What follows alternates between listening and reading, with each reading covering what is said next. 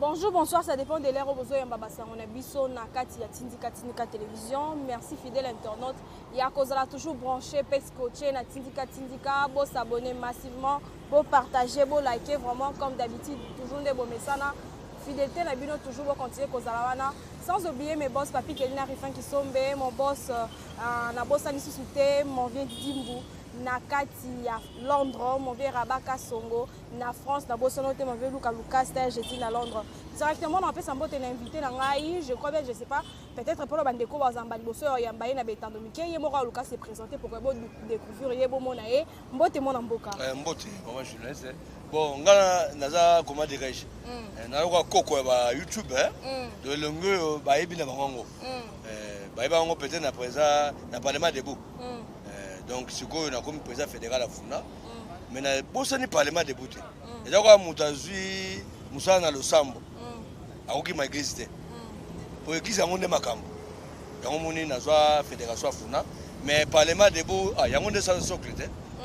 Donc, naza actuellement, na parlement debout, il y a victoire, et puis président fédéral à Funa. Voilà Pierre Zomba, le matin, Zoro Bayebi. On peut éviter de partir à l'émission. Merci papa Pierre Zomba. Moi, je suis directement dans l'actualité politique. Tout le monde a poussé à PNPN, à 2023, aux élections. Il de PES, tu as évité ce qu'ils allaient banga, tu as préparer glissement comment parce que tout le monde a dit que c'est et là on tout le monde a toujours croc à jambe de salama entre bata F5 na bata SS tu as évité ce que tu as intervention. Mais retard wana ezabiso IDPS biso dans la sanité. Tout ça la confession religieuse. IDPS est un parti politique. Au créé le 15 février 82. Ça fait l'année prochaine. L'année prochaine, nous allons fêter 40 ans de l'IDPS. Donc, côté CENI, côté confession religieuse, tout ça. Nous avons mis l'année comme parti politique pour 2023. Comment? Promulgation, il y a la loi électorale. Oh, Mokonzambo Kachaki Mokoroto. De deux, président de l'Assemblée nationale, Mbosso, après ça, la confession religieuse, 2 semaines. À Bakissi. À Bakissi. Donc, on comprend les gars, comme on dit, il y a un Henri sur roche. Bakolo balobi so moni mwana soso. Abi misinzungu. C'est que maman soso za la se. Donc SCC na catholique eza batu moko boye bazo qui m'élection. Pour il n'est que pour personne. Peut-être ba appelle mutu batu mo ba la sima ba bata. Mais oui, classe politique à Congo baza prêter. Oh. FCC, Lamuka, PPRD na maman mza union sake. Il va sembler on va prêter pour le mapono. Pour ba boula nini facha au glisser. Na ba diabo ezaki na terrain, azoko kelo côté, a échoué, a rolinga glisser. Mais tant kaka loi oya lutundula depuis mabunda ba vandela ngo, tant vient Mbosso aye a récupérer ngo, a betchango dada. Eleki Assemblée nationale, Sénat, ils ont mis Assemblée nationale et Keba Mokonzamboka. Mokonzamboka tient mon colotte. Ne pas comprendre Mokonzamboka comme prêt pour le mapono. Si vous êtes Tikaligaga, Seni, Abimisa Moutou. Dans la manœuvre. Et comme il est lolo. Donc, on comprend que les SSC catholiques, les catholiques, les politiciens congolais, il n'y a rien. C'est l'homme qui a peur. Il y a un peu de lobby, il n'y a rien. Ce sont les politiciens congolais qui ont peur de faire béton. Pour aller à Mimboka, aller à Kenabango, au Koué Tikali. À Kenabango, Koué Tikali. Nous devons comprendre que nous avons sauvé Bisso. Nous devons démbrasser ECC na catholique. Yo mona boyo kani. Pour on est à la société civile, c'est une société civile. Sur la société civile, les composantes. Ce qu'on va y dans l'organisation de Bango, c'est sous-composante confession religieuse.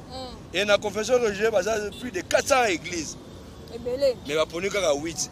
Il y a les 392 églises. C'est le problème. Il y a 8 bokende pour l'organisation de Kamba Seni. Depuis 8 tu as Kenda. 2 semaines. Heureusement, les 6 autres sont maïles. Pour chaque thèse clair, pour le système état de droit, respect à texte, respect d'engagement. Ce qui m'a consensus de simité, beaucoup de deuxième volet, élection. Na charte na bangwana. Oh, et c'est un catholique, parce qu'on a Congolais. Pour la vérité, les 6 autres, les bandits, ils n'ont rien violé. Mais toi qui peux faire un gaba kutala la tata écolo, ma confession religieuse na ba imboka ya 5 ans pour que ba kutala tata écolo pour que ba. Bon, Félix a comme sous composante, ba composante, sous ni confession religieuse. Bon, Félix a sango ya nini, sango ya paroisse nini. Aza paroisse, aza pasteur église nini. Bon, on a une confession religieuse. Deuxième volet, comme il y a élection. Comme Koto et Simbite, les 6 autres Baponi, Denis Kadima, moi Gimbango. Et puis c'est trouble. On note que Balouba Bazara Gimbangisme. Mais quel est le mouvement au monde Gimbangisme? Quel est le côté au monde Gimbangisme? Donc, il y a Gimbangisme au Congo. Kimbangisi ezalaka na Congo centralité, ezalaka partout na Congo. Ti libanda. Père spirituel, c'est moi Kimbangu kiangani. Yemo pale kaka alobi aza mwana nanga, mwana ba Kimbangisi ya Congo et puis ya libanda. Donc biso pe Kimbangisi ne bango balobi. Ba pesa trop hein. 2006 bosui. 2011 bosui. 2018 bango bala na biloko na sima. 2023 pe ba Kimbangisi habité trop pe biso. Tozwa pe yango moni de Nikandi ba. La confession religieuse 6 baponier na maponomi selon deuxième volet à charte il y a confession religieuse ba quel ba consensus consensus mboso pe habiter faut ba yoka na 3 jours ti ya souke ka lundi ba yoka nité abama ça va comme tous aki na PV na biso to saki de élection ya Denis Kadima ba su ba biloko nyonso wana na assemblée nationale ce qu'on a mis de dossier et ça na assemblée nationale. Viembo so yemoka yebi na ba député ndenge ba osala po tanzate. Moi mboka ezali ko loba maite ba député misusu to pe ba tunsusu bazali na lisanga ya union sacrée bazali ko aider chef de l'état et puis bato misusu bazana na kati kuna bazali bato bazali toujours trop attaché na FCC to pe na Lingomba oyo ezali ko sangisa bato bazali ko linga évolution ya mboka te. Moi intervention na yo. Bon FCC za la ko l'église hein. Union sacrée église. Bongo pecho ya kuluna bongo li motema o biso ebi ya bongo li motema mais tant que tu vivre dans l'église tu vas se rendre compte que il a bongo la motema bongo li makolo parce que lit yo zaka mael na chombo aza frère mais mael na chombo po auti kuluna ndanga kidi ba chombo pe eke donc comprendre maman sona bayene na union sacrée bayene na vision chef de l'état le peuple d'abord mais baza ba adversaire politique tant il dépend ça zobunda bango bazaki ba MPR PPRD consort ba utu wapi ba utu na FCC kashit ko to sai coalition na bulu ke no Congo telema mais si les terrains to suivre rando donc cela veut dire ba masta bayena sima mokonza mboka pas na bula kwa accompagner mokonza mboka mais ba yeko bunisa mokonza mboka na kati ya coalition parce que FCC kati ya coalition union sacrée pesa nini coalition yango moni comportement na bango vis-à-vis ya vision ya mokonza mboka eza keba mais on ne va pas créer la roue tous obligés de travailler na bango tout ça là ba anjité tout ça là na bato batango bango na bazana inosaki côté ya naming ba jeune prière ba séminaire vous comprenez ba veiller yango ne mutu sala muta zaki kuluna tellement ba veiller les trop na ba jeune na ba séminaire on n'a pas comme mes frères mutu malama roza mutu malamu lelo le bien comme mutu mabe tout comme mutu mabe a roza mutu mabe lelo l'opé a comme malade. Tout est relatif dans la vie. La vie, il y a les hauts et les bas. C'est à nous, il dépêche. Oh, tout ça, socle et nous sacré. Il y a la ferme. Koulemba bangote.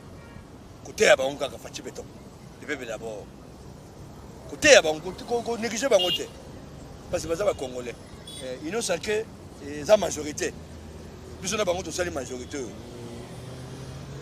tu as dirigé Congo autrement avec l'Union Sacrée, qui est différent de FC Cash.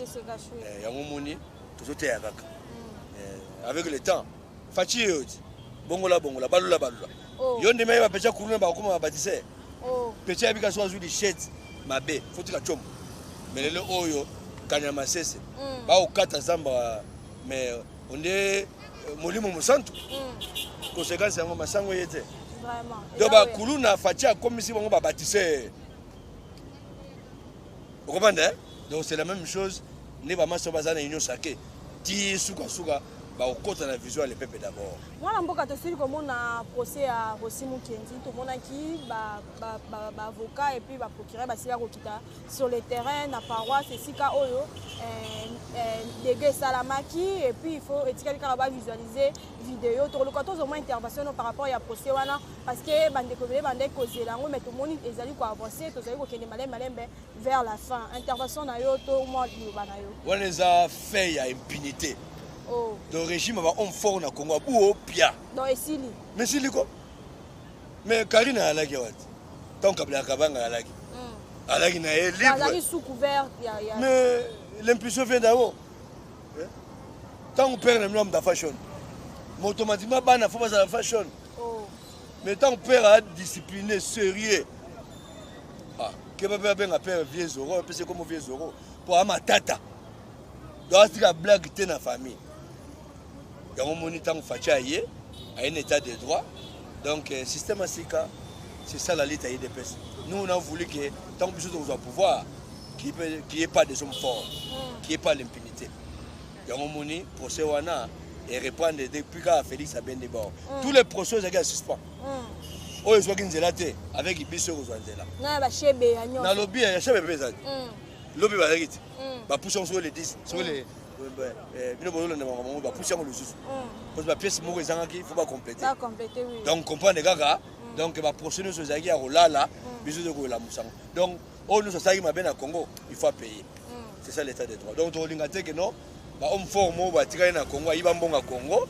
Avant d'année à ton immeuble un bon à Congo. Mais on fort en bazaka katimo na mboka parce que totali pe moi sima to mozo mona ba homme fort ngo to to mona ba tsusu ba sala mbeba to sutuka ka bo ceux qui va procéder ba ngeza nku to ba cité comme na ba quelque part au sutuka ka ba pour azate sa bima kimboka.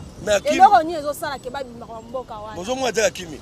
Bazo kimi. To tanga ya kimi aibili kamu. Mais c'est que ba entraîner ba sortir ça vraiment. To sala kunate. Du fait que pour moi na kimi. Doit comprendre na quartier pour moi musoaye. Oh. Donc, moi, ça, il y a un pomba ou un micolo exact. Vous comprenez? Donc, ce qui est vrai, la masse au yo tanga combo na o yo yebi. Ba kimi de fati beton. Donc, moi, j'ai les balles dans quartier exact. Oh. Yebela. Cholilo ya jeté. Balandi était marché poids. Aromo le Liban te bazo menacer biso. Aromo dictateur. Facha comme dictateur. Mais lobi azeke lilingi ya pamba te. Lilingi ya pamba nano, lilingi ya pamba placebo, marionnette. Avant joie des souvent que ngingakati. Mais makama okamwa ka batu wana banolo banwa lilingi ya pamba, ba mo le banoko facha comme dictateur. Azo menacer batu. A menacer binonete. Muyi binde. Voler à chepoa. Neti kikaya bini karubi. Bien masopo. Salopette le roi a beau chauffeur. Vraiment. Abimina Angela Bakongo. Cholilo. Njogande Muyibi. Avant de parler. Bisonne de l'Ouga, la banque centrale. Il y a la carte visa. À côté de la banque, Tina Banque centrale. 50 000 balles. Il y a dollars. 50 000 dollars par mois. Donc, bisonne Tokakana, le Sambo. Bakopo, Lugala, Payombo. Mais par contre, avant de parler. Donc, je ne sais pas si vous avez vraiment. Avec Fachi, l'État, au Sambi. Kumba d'abord, c'est au Sambi qui renforcer qui Kumba na osima. Tu peux te dire bon. Et ça c'est que au Sambi, au Sali Kumba bimité, au Sambi, Kumba, na botoli biloko. Pour que ça leçon na miba sika. Bah ça la bon, il faut pas ça la bon parce que moi pas bête en tango ça. Bah d'abord que non malé. Fachi. En fait, en tant qu'on a biloko yo, aucun misaba tout. Faut que bango net. J'ai qui 5. Mais moi, je suis un peu plus de francophonie, j'ai ça là, tata école, tout le monde qui s'appelle Pierre Naé, tout le monde qui peut lancement misala ici qui kobanda mais constate sur ça moi misala est stoppé to pezali ko évoluer alors que to ebi j'ai francophonie faut ça la mana novembre 2023 mais misala ici ko stoppé moi mi tourner ezali ko tunama ce qui ezali na ba fraude mo sala mi to ba utiliser mbongo wana parce que eko to ko lo be ko sala un peu mabe parce que combattre te ko lo ko kene mabe parce que to ebi ke yem ta sila ko poser puis asila azwa qui charge ya ba jewana moi intervention les années pour la dossier francophonie au sama en 2022 nous le bin à novembre on va respecter notre engagement mais ba kolo ba lobby ba sage ba lobby reculer pour mieux sauter et là on nyonso les en biloko mi balé ba constitution nyonso ba projet nyonso ba programme nyonso les arana ba bengi respect à délai na obligation de résultat. En anglais, on a contrôle monitoring. On peut se mettre musala, mais il faut ça la suivi de ma camp. C'est ça. Pour se noter, au bima gagnant zéro, on a poto tindala, yo boule peut-être parler au somba en esprit. Le plus ça là. C'est ça. Tu bâtis une raba photo. Jour où on a kini boy, parler au parler. Mais papa, parlons là, c'est un amicale. Là, on a dit que le client d'esprit. Pourquoi parce que Yotina là, suivi à la raté. Ça, le télémi parce qu'il fallait tout ça l'évaluation. Na audit. Tu es au EP Samaki. Et qui est wapi? Et c'est ça les moussala. Pour avec il faut tout contrôler. Pour ça, va sur marché, tu vas na biso to la té. Va sur marché, un mot télémi tout ça l'évaluation. Tout ça les deux. Audit. Est-ce que monsieur ça madame dans les délais, est-ce qu'il va respecter ses engagements? Est-ce que bon on peut se menengue to et au ça menengue to pesa qui y a un money va stopper nan pas ça la paix évaluation au dit et c'est pas yibité la première temps to pesa qui est-ce que va aussi dit ça n'attend le tikali vraiment et puis tant que ça le travail wana to za résultat ce qui mbongo ezangaki to ba ça si on peut être ingénieur, ma manœuvre et tout. Tu peux changer l'ingénieur. Pourquoi pas? Parce que ça, on est à Mokonzamboka. Donc, Mokonzamboka a une crédibilité dans l'ingé. Pour la francophonie. Et puis, la francophonie, c'est très important. Deux autres, le Congo, c'est le pas international. Que les pays sont fréquentables. Tu as un pays à francophonie. Combien de bateaux à la langue française? Combien? Monde. Donc, misala et salama et zo salama pe francophonie au sama na Congo d'ailleurs na budget au 2022 au sama atina parlement mbongo ya francophonie za na kati ma dossier to pe makambo tali ram to éviter moi na mboka bala mboka bazali ko se plaindre pour nango de l'autre côté bande comme ça ba beza malamu parce que par rapport à ba texte wala pe me faire évoluer à mboka intervention notre point de vue non ezani pour m'embêter parce que tout moni ministre oyo azali ya télécommunication azali ko finga vraiment makasi par rapport ya masolo to pe pour na dossier talira ngam tangé tout le monde se plaît hein même ngai pe na perdre ba combattant IDP signon sur ba perdre pe ba unité et le moment on va congolais donc tout le monde a perdu pourquoi pas c'est le Kwasika mais l'état il vivra la taxe hein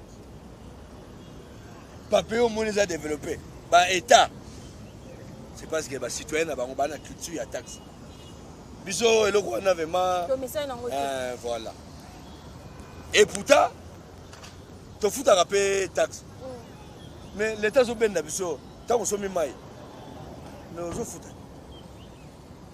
achat nos consommation nos ça là on somme mikate on somme bonbon yebaka on somme seulement pourcentage au l'état a récupéré à la source. Pour moi, on se posait la gestion de la taxe. Avec le régime passé, ils arrivent à un bon haut, il y a l'argent de poche.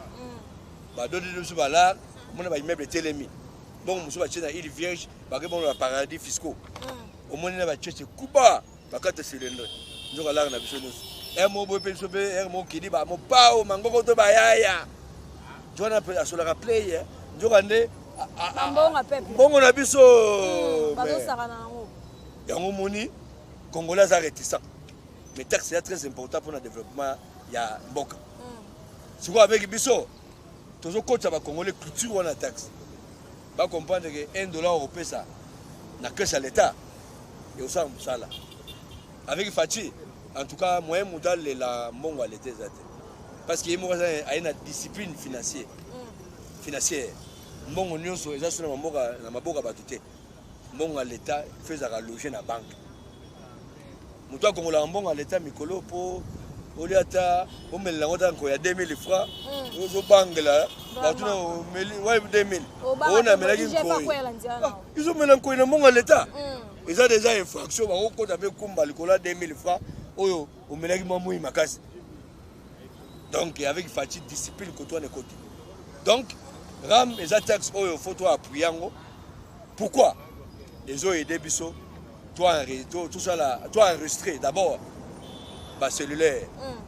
Au bien un régime passé. Code 243. Ils ont logé la présidence. Donc Kabila prenait l'argent à opérateur cellulaire directement à la présidence. Oh, bah opérateur cellulaire bah bien nous Shida, on a 20 000 abonnés abonnés. Ah oui, ça besoin noter à ça il y a 10 000. 10 000 c'est la tienne à poche. 10 000 on peut non, je peux ça besoin bon à 5 000, tu as 5 000. Parce que mon peut moins compte à la banque exacte parce que bah gérer des code 243 na présidence. Deuxième bon on a bango argent de poche. Nous avec Ram Sugo à autant de Sabiso Tigo. Azana combien d'abonnés? Orange, Azana combien d'abonnés? Démonstration faite. Tu vas se rendre compte que Azana 60 combien? 70 millions. Bato bana ba chombo. Oh, so de $1 par mois. Na chaque citoyen Azana chombo. Vous avez dit que par mois tu continues mon. Mongo vraiment au sentir que non? Congolais moko na chombo na e aza conscient et puis animi après ça $1 pour na chombo na ministère ya poste et télécommunication. Moi mboka to ngoko miwa ngomona na oshike to mona kilobi. Yango moni. Makelo zo mona na ba opérateur cellulaire ba na kati. Pour toi découvrir ce qu'il est na bango. Tant que on peut ça l'état muké avec RAM taxe fait matin. C'est par rapport aux abonnés.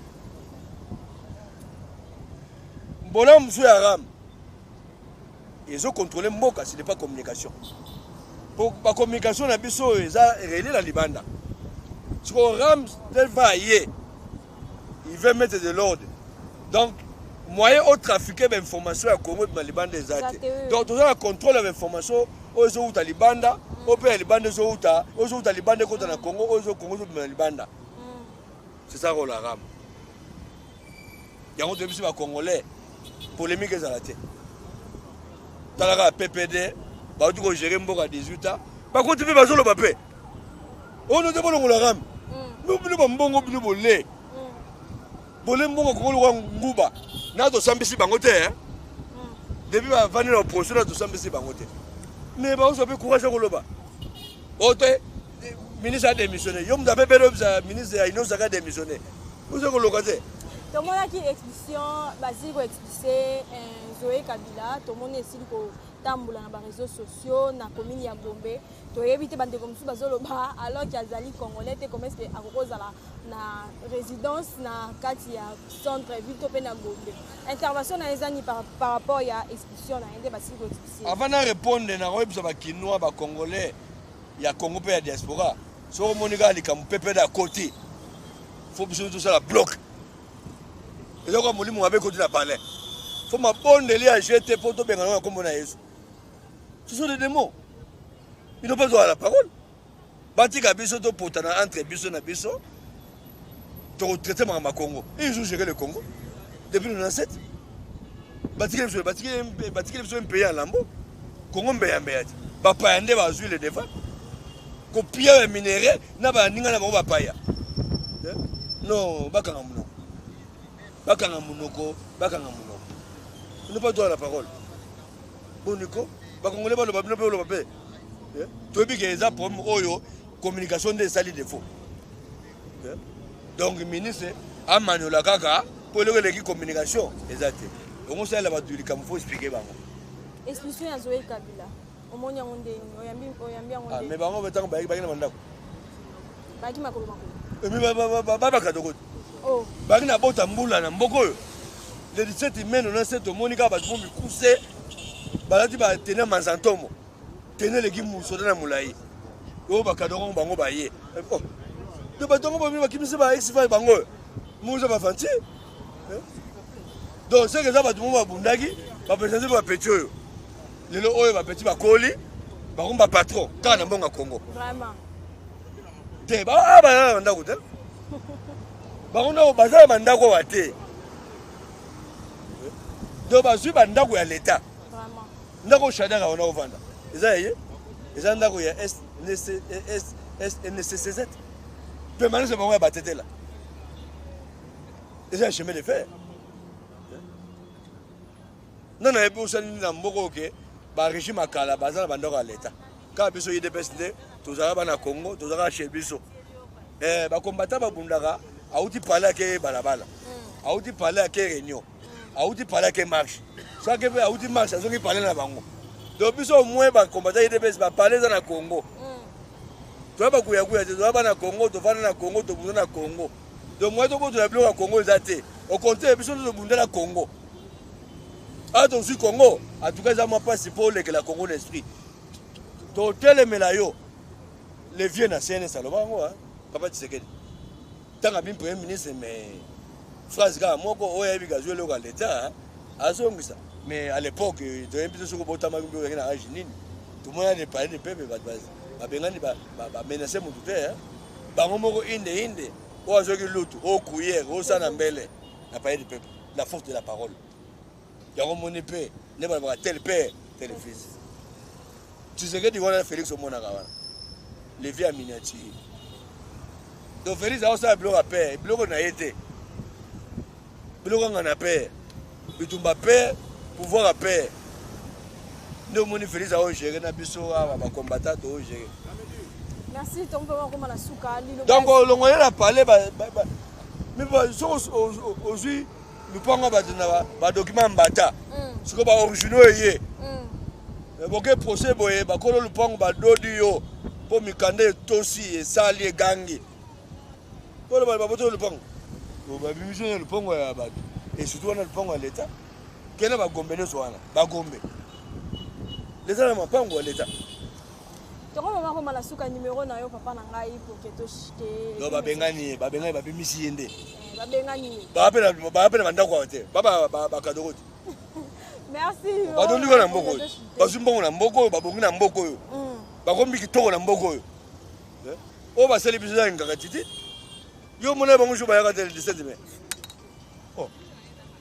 mais tala bavimbi bilongi bakomi basante bakomi basaper bakomi bapari babenga bababosi bakomi baentreprise ebele na Congo na mbongo ya Congo biso bakolo mboko oziko oyo na biso te UDPS toye bakolo Congo tobanzela compter à zéro toye biso papa mbongo oyo ozwi yango wapi po tomonaki ndongo oyaki na botambola babengo kadogo numéro na yo pour que toshite vraiment pour tokomia suka plus 243 89 86 70 644 Mandela plus 243 89 86 70 644 donc bana poto nde balobaka Congo eza kati na libanda biso na bino toza même moral même esprit même vision même pays ata boza mopanzi wana source na bino ya mokoto oyo donc awa toboyi bino te de temps à autre toboyi bano te biso na bino fo totombola Congo nsima faci donc baambuye bino te biso nyonso nsima faci mpo Congo tombama. Merci beaucoup. Voilà. Merci fidèle internaute, on vraiment la souka. Merci pour la fidélité, à liker, à repartager. Ya kozalaka toujours branché, scotché na kati ya tindika tinika. Merci na bao yo sur la message pour soutenir nga pe kozala toujours wana pona nga. Bo continuer kozala pona biso biso pe kozala toujours wana. Merci na chako. O azalaka toujours na sima caméra, Mac Mizaya de pe na bossa noté, mon vieux Guy le Parisien. Na bossa nyote mon vieux Guy le Parisien na kati ya Londres, mon vieux Dimbu na kati ya Londres, mon vieux Rabaka Songo na France na bossa note. Donc on continue qu'on a branché pe scotché quand on se revoit la prochaine. Ciao ciao.